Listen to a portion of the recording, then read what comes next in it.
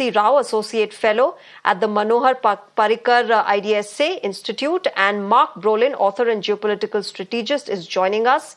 Good evening, namaskar to both of you. Thank you very much for speaking with us at Mirror Now. Mark, let me start with you. A substantial shift for the far-right parties, a substantial ground that has been gained by far-right parties. How do you see this really? What are the reasons that you would attribute to this shift?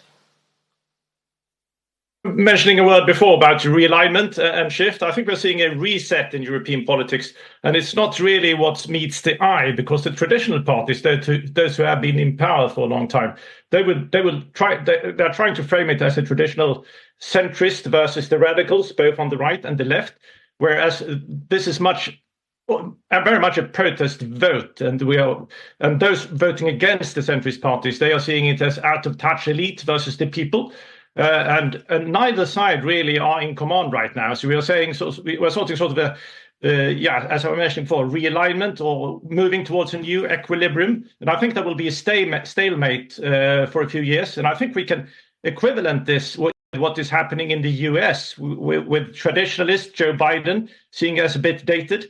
And then we have the angry populist in Trump. And this is actually the same sort of scenario playing out. And I think you can say that many voters are not feeling well represented by either side.